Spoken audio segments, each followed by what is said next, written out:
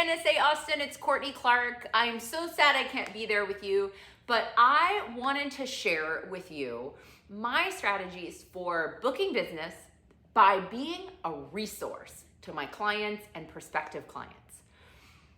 One of the things that I think is really important to keep in mind is that when we're working with meeting planners, we're in a symbiotic relationship. We need something from them. We need to get hired and get booked.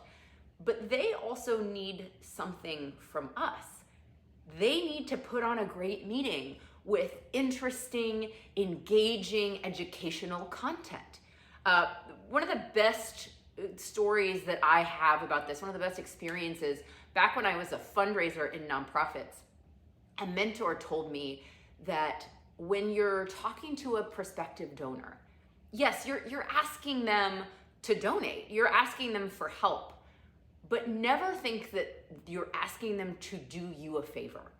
You're actually doing them a favor because you're giving them the opportunity to live out their vision of themselves as a philanthropist who's gonna leave an impact on this world. And that changed the way I viewed fundraising forever, realizing that yes, I am asking them for help to donate money, but I am offering them something that they couldn't get anywhere else, a way to leave a lasting impact on the world. And so that idea of this symbiotic relationship has really helped me because I'm not a salesperson naturally. So if I can think of sales as really two people who each need something from each other and we serve each other, that's been a much easier, natural, confident way for me to approach sales. So when I am first reaching out to a prospective client, it's cold. They don't know anything about me. We were not introduced, nothing. I don't attach my marketing materials to that email. The only thing I attach to that first email is an article I've written for them.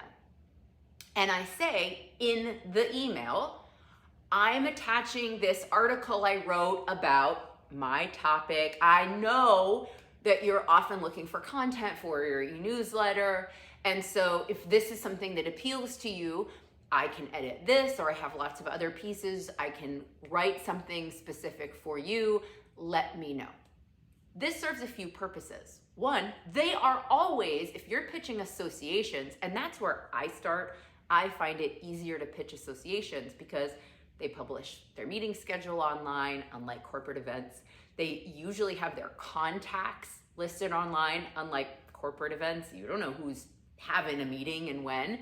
So I usually do most of my cold outreach to associations, but I know they need content. So I'm serving them at the same time that maybe they're serving me by hiring me as a speaker. And that's all I attach to that email. I don't attach my marketing materials because one, I'm being of service to them. And two, it's given me a couple of really interesting conversations over the years where someone will say, okay, yeah, I got an email from you. I've got your materials. And I'll say, oh, no, I didn't actually attach my materials to that email. You didn't? No, I would only attach that if you had asked for it. You didn't ask for it. And so I don't do that. And that surprise factor has gotten me engaged in conversations with folks who were clearly otherwise trying to get me off the phone. But I kept them on the phone with that surprise element of only having attached something for them, not something self-serving. Then after that first email, I reach out to them a couple different ways. I might do a phone call. I might send a video. But when I send a few emails, I alternate emails back and forth between an email that I have written, some original content about my topic area showing that I'm a subject matter expert that they also could publish because they are in need of content. And I alternate that with something from a recognizable publication, maybe an industry specific publication or something that had the New York Times article about my topic to show, oh, this is really interesting. This is a big deal right now. And, The Economist is saying that blah, this is why we need to be paying attention to this. When I work with my clients, I really focus on blah, blah, blah. Let me know if you have any questions about this. I send a few of those, and hopefully I will get a response along the way. If not, then I let them fall off after a few touches. But a lot of times I will get a response back, or I'll get someone on the phone and they'll say, send me more information. And if so, then I continue to keep them in my CRM, my customer relationship management software. That's where I keep all of my prospects. And I will drip them information every handful of months.